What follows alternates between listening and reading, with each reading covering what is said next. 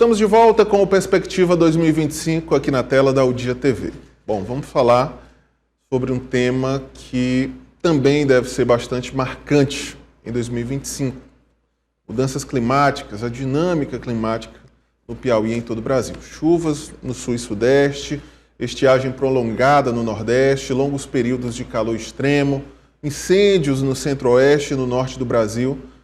São alguns pontos noticiados, como fenômenos climáticos extremos e tem chamado cada vez mais atenção nos últimos anos. Não só no Brasil, mas em todo o mundo. E é meio inevitável ficar com aquela sensação de que a natureza está fora de controle. Mas será que é isso mesmo? Aqui no estúdio nós recebemos a professora da Universidade Federal do Piauí, professora doutora Edvânia Lima, para explicar como as mudanças climáticas impactam a nossa vida. Professora Edvânia Lima, obrigado por atender o nosso convite aqui na Udia TV. Eu que agradeço o convite. Professora, a gente sempre ouve falar nessa expressão mudanças climáticas, e essa expressão é sempre associada a alguns fenômenos que chamam bastante atenção, Não só a questão das chuvas, mas também as estiagens prolongadas, e em várias partes do mundo. Para iniciar a nossa conversa, eu gostaria de ouvi-la, até como uma técnica da área, se de fato nós estamos vivenciando, professor, um processo de mudanças climáticas, e o que seriam essas mudanças? Então, a primeira coisa que a gente tem que entender, deixar bem claro, é que há uma diferença entre mudanças climáticas e variabilidade climática. O que está acontecendo? Por ser um assunto que está muito na mídia, muitas pessoas acabam usando a terminologia mudanças climáticas para, por exemplo, um evento de variabilidade climática. Então, o que seria a diferença entre esses dois termos? A variabilidade é aquela situação em que o clima ele é alterado momentaneamente, mas que ele retorna à sua condição de origem. Como, por exemplo, quando a gente está passando por uma deficiência hídrica durante um período de estiagem. Quando tem estiagem, diminui as quantidades de precipitações e, por exemplo, os rios acabam secando, os rios intermitentes. E logo após, quando voltam as chuvas, esses rios voltam até a sua vazão normalizada. Então, isso aí é uma variabilidade. Que já é algo esperado, Exatamente. Por exemplo, também temos o fenômeno El Niño. El Niño e Laninha, eles são exemplos clássicos de uma variabilidade climática. Já quando a gente está falando de mudança climática, como o próprio nome diz, mudar, aquela mudança ela não retorna à sua origem. E aí a gente tem que entender essa diferenciação. A variabilidade retorna e a mudança não. Nesse sentido, professora, a mudança climática seria um processo mais lento, inclusive que pode levar aí décadas, até mesmo séculos para acontecer? Então, quando a gente está falando de mudança, a gente tem que admitir que aquele fenômeno persista por no mínimo 30 anos. Então, se a gente observar aquela variabilidade, uma variabilidade ela pode vir a se tornar uma mudança, entendeu? Só que ela tem que persistir durante 30 anos. Se for só um evento esporádico, não, aquilo não é uma mudança climática, aquilo é uma variabilidade. E, nesse sentido, quais são os exemplos mais claros de mudanças climáticas que nós temos em evidência hoje? Então, o que a gente observa? É a ocorrência exatamente desses fenômenos climáticos extremos. A gente está observando a maior quantidade de furacões. Por exemplo, esse ano, o período de furacões no hemisfério norte ele foi muito mais intenso do que nos anos anteriores. Então, a ocorrência dos furacões sempre existiu lá no hemisfério norte, só que agora veio mais intenso. A gente teve o furacão Helene e o furacão Milton, por exemplo, que eles vieram e causaram uma grande destruição. Então, a intensificação desses fenômenos climáticos a gente denomina como sendo o processo da mudança do clima, uma mudança climática, a intensificação desses fenômenos. Tivemos no Rio Grande do Sul a ocorrência daquela enchente, Não é que não tinham precipitações extremas no Rio Grande do Sul, mas a que aconteceu nesse ano foi a maior de todas as registradas na história da região, não só do estado, mas de toda aquela região. Nesse sentido, esses eventos climáticos extremos, essa dinâmica das mudanças climáticas, deve ser algo marcante também em 2025. Os estudos, as pesquisas já apontam que em 2025, né, nós podemos ter novamente a ocorrência desses eventos considerados extremos? Os modelos climáticos, o que são esses modelos? Os modelos, eles são vamos dizer, uma equação matemática onde a gente coloca os preditores para daí a gente fazer vamos dizer assim, a previsão do clima daqui até, por exemplo, 50, 60 anos. Então, o que esses modelos estão prevendo? É que nos próximos anos a gente, de fato, vai ter uma mudança muito mais acentuada. Por exemplo, em fevereiro de 24, a ANA, Agência Nacional das Águas, ela divulgou um relatório e nesse relatório ela apresentou evidências das mudanças climáticas. E o que é a previsão, assim, que eu digo assim, mais chocante, é que há uma previsão de uma redução de até 40% das precipitações que irão acontecer nas regiões Norte e Nordeste, Centro-Oeste e parte do Sudeste. O que a gente pode esperar com a redução dessas precipitações? A gente pode esperar que um maior aumento do número de rios intermitentes, por exemplo. Se as águas nos rios elas diminuírem, o que vai acontecer, por exemplo, com a produção de energia elétrica?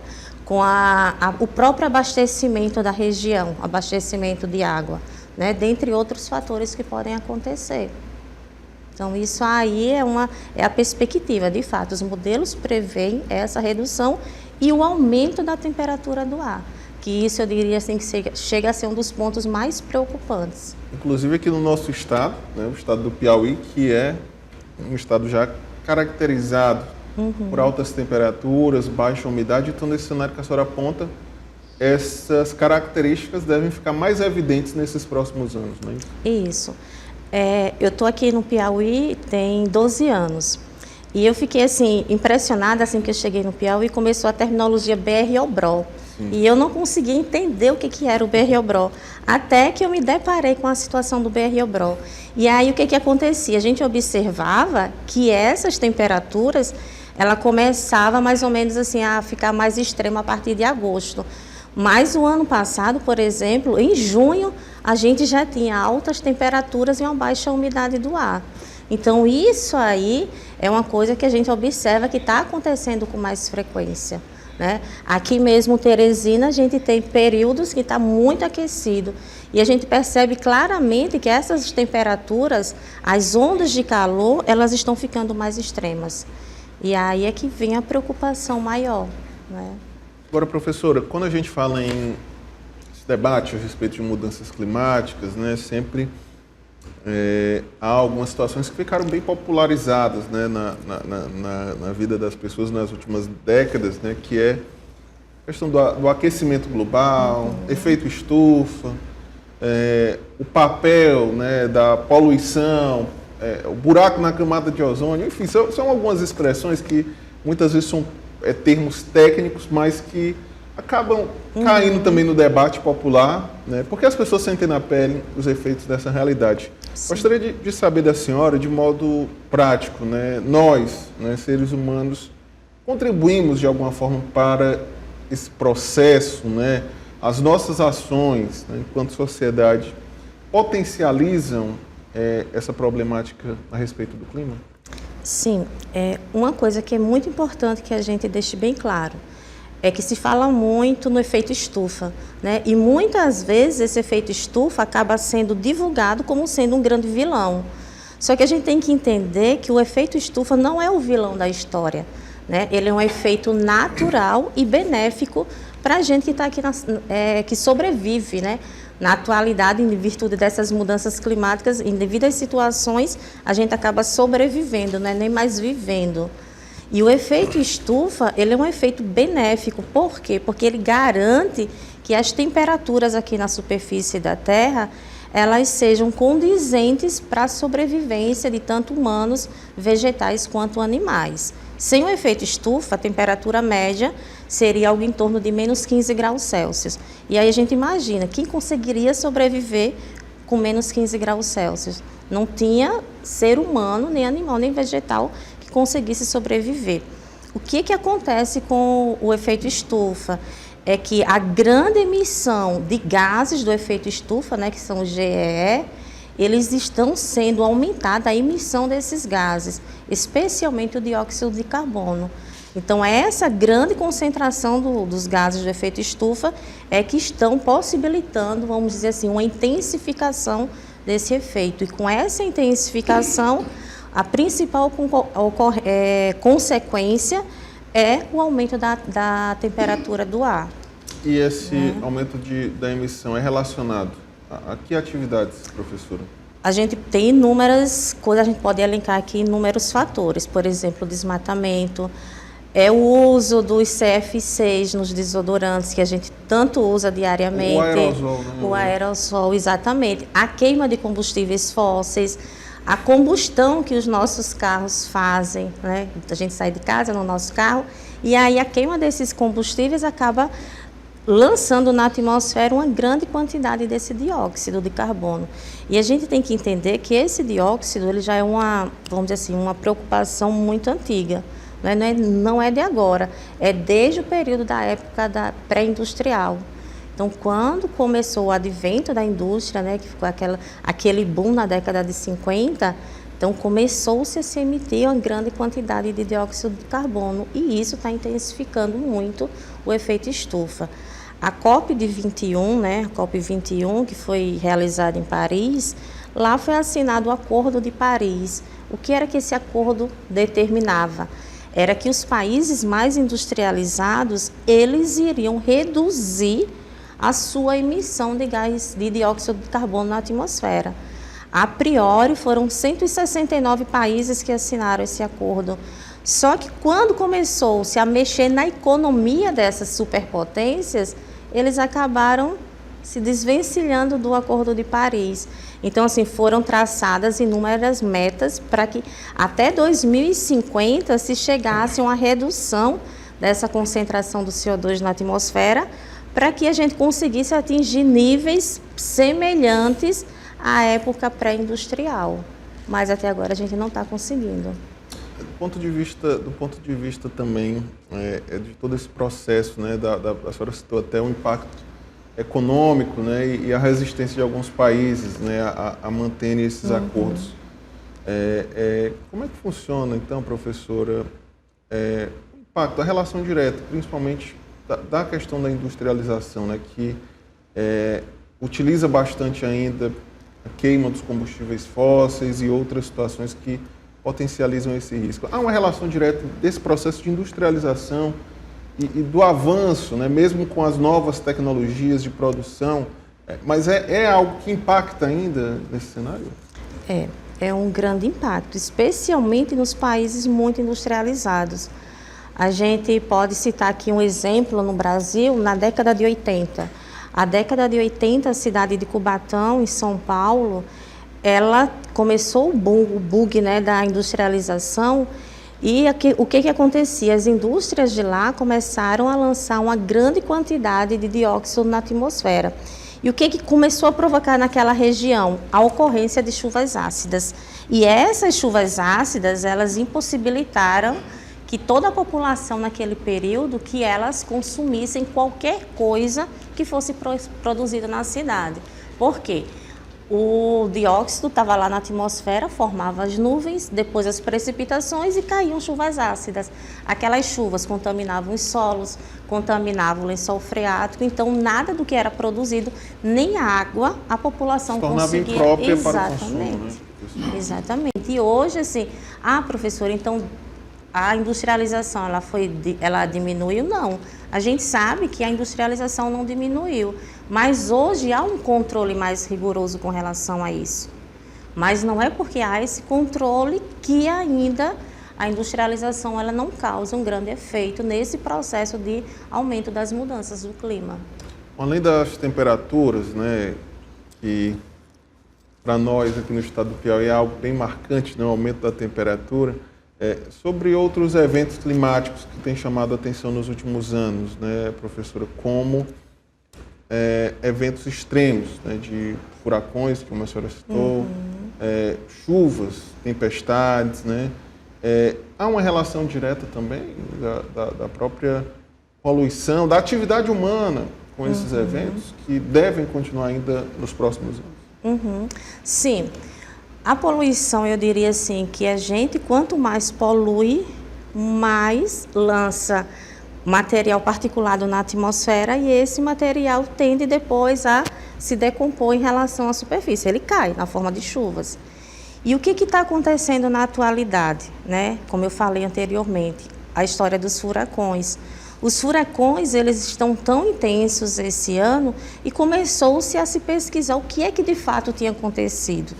E aí começou-se a analisar todos os processos. E uma das coisas assim, que chamou muita atenção, vou voltar a falar no Milton, aquele furacão que teve nos Estados Unidos, o interessante é que um dia antes da chegada do furacão, passou na mesma região tornados. Então, assim, não se tinha visto esses dois fenômenos atuarem paralelo, exatamente, conjuntamente.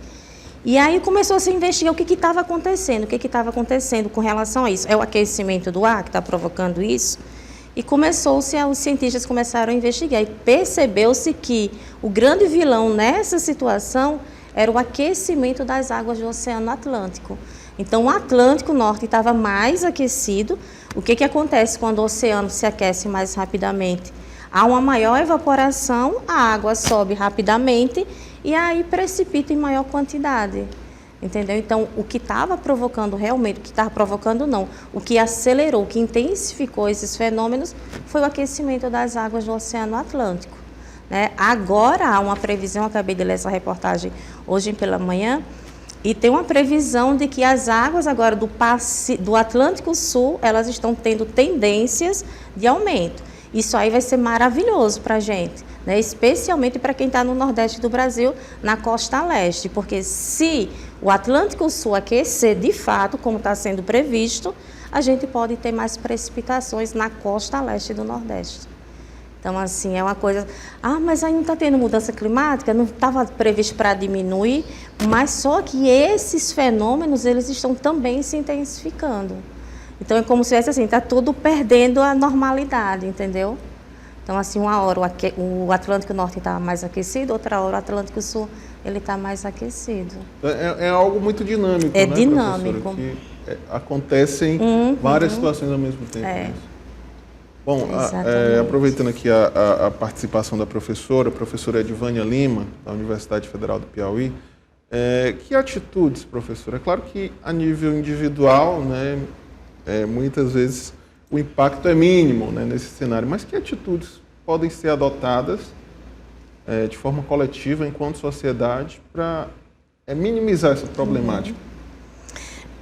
Semana passada, aqui na cidade, a gente teve um congresso de mudanças climáticas produzido pela SEMAR.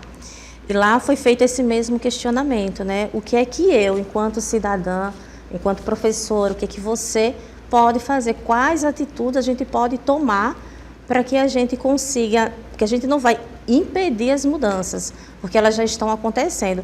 Não é mais uma probabilidade que daqui a 20, 30 anos a gente tenha mudança, não. A gente já está passando por essa mudança.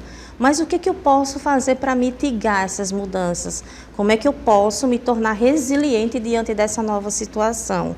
E aí eu respondi o seguinte: eu acho que a população como um todo, se cada um conseguir fazer um pouquinho, se cada um der o seu 1% diário, a gente consegue atenuar. E como seria isso, professora? Se a gente conseguir pegar o nosso lixinho, porque assim, eu já observei que há não é uma característica, mas é uma situação da população, por exemplo, que tem o seu sítio.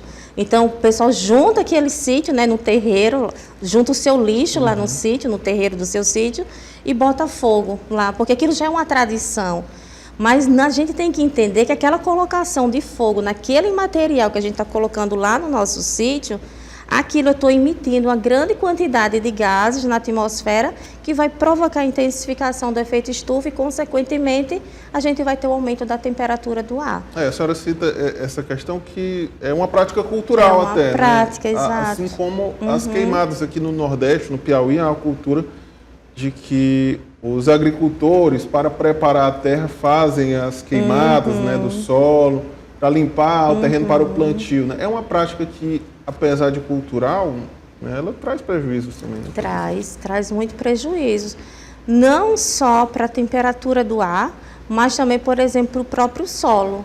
O próprio solo, toda vez que a gente bota fogo lá naquela região, naquela areazinha, a gente já está prejudicando as propriedades físicas daquele solo.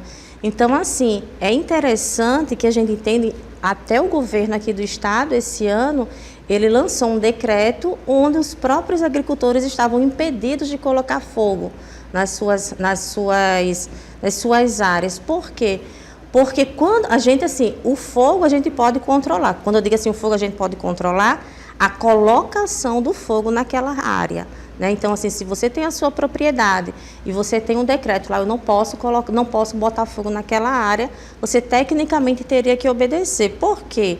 Porque se você coloca o fogo lá naquela sua área, vem uma rajada de ventos, leva aquela chama rapidamente para uma outra área. E aí a gente vai fazer o quê? Não tem como controlar, a atmosfera a gente não controla. Né? Então, assim, eu acho que a população é cada um fazendo a sua parte, juntando o seu lixo, evitando essas queimadas desnecessárias e ocupando os espaços. O que é que eu digo ocupar espaços? A gente tem que começar a cobrar do poder público iniciativas que viabilizem, vamos dizer assim, um maior controle dessas emissões de gases do efeito estufa na atmosfera. Bom, altas temperaturas e baixa umidade no período mais quente do ano, enchentes que devastam as cidades durante o período chuvoso são indícios das mudanças climáticas. A nossa equipe foi às ruas conversar com a população para saber, né, quais os efeitos dessas condições, e se as pessoas sabem, né, as causas dessa realidade que atinge todos nós. Vamos acompanhar. Muito quente, né? Para ser dezembro já deveria estar mais frio, né? Que é a época da chuva chegar, mas realmente está muito quente, parece até ser verão, né?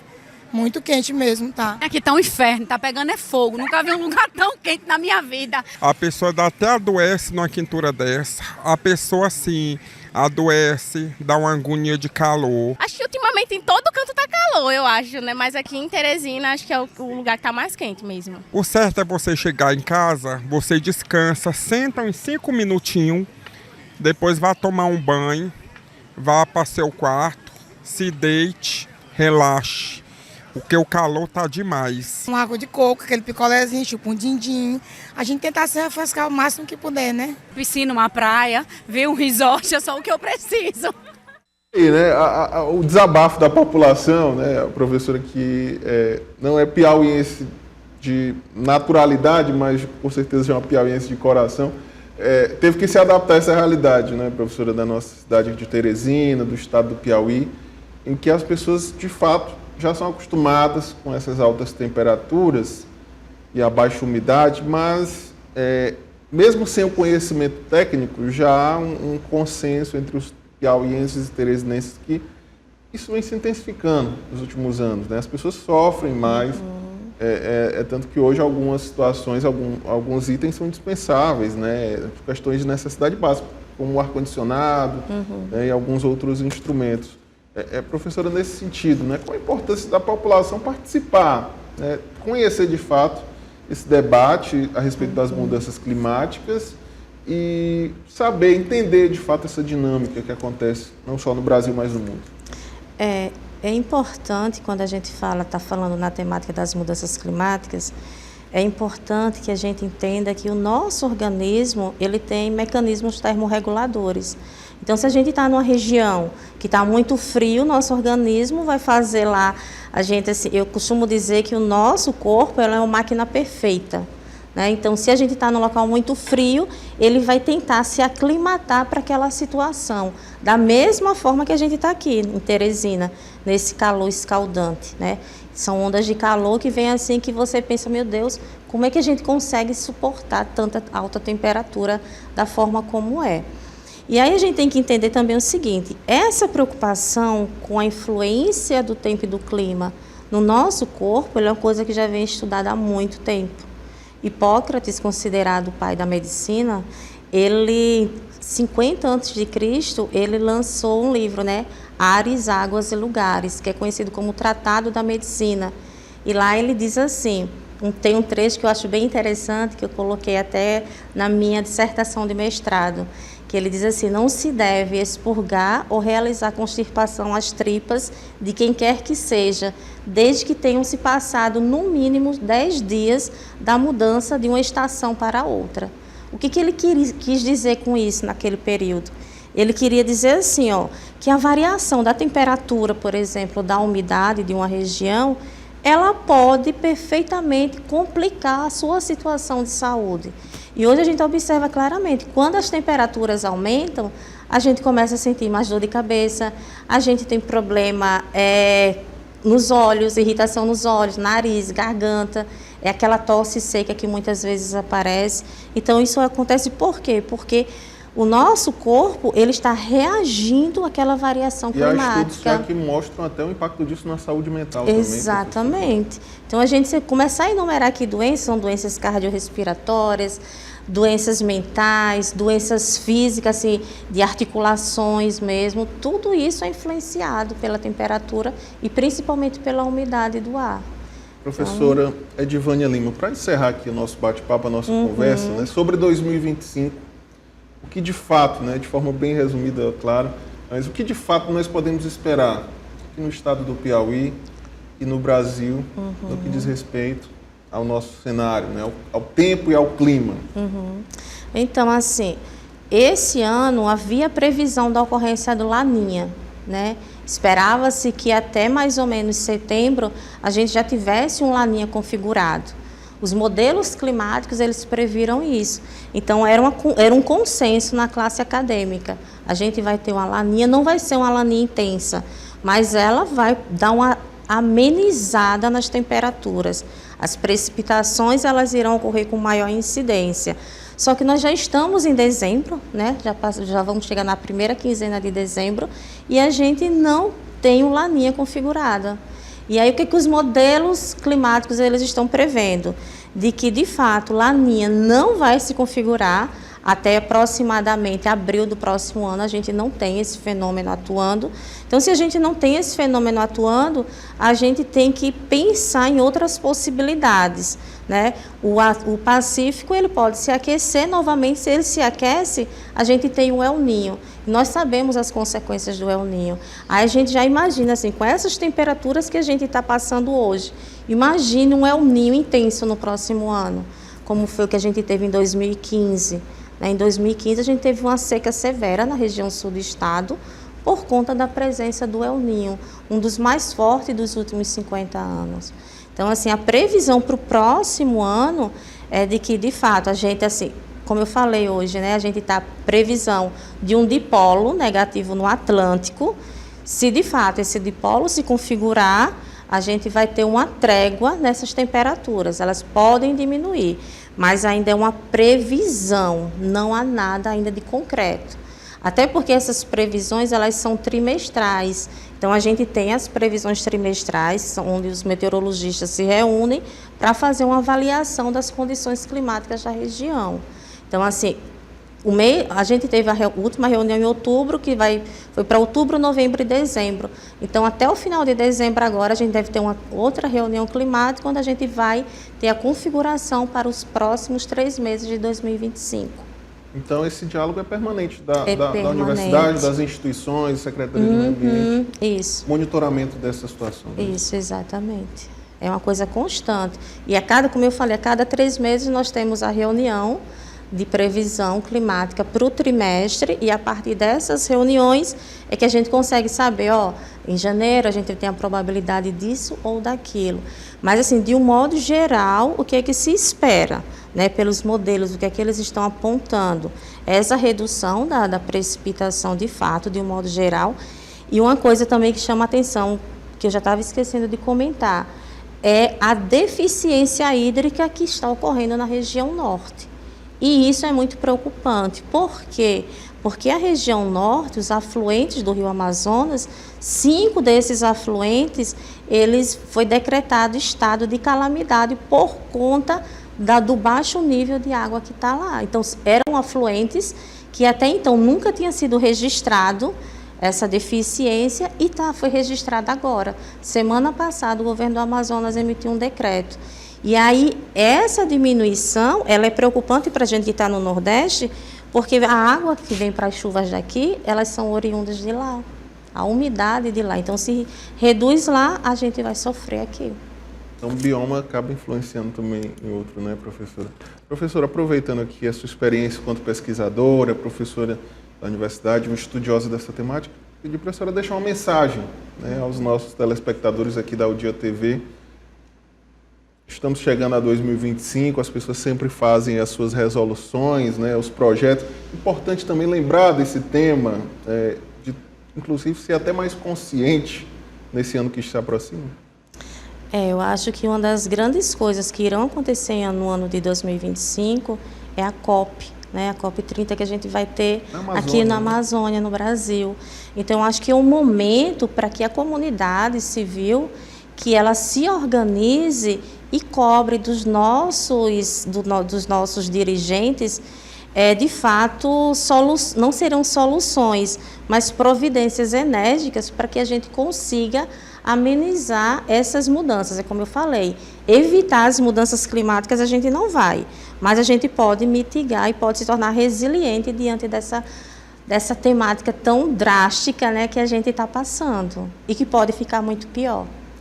Professora Edvânia Lima, muito obrigado pela presença aqui no nosso estúdio. Feliz 2025 para a senhora.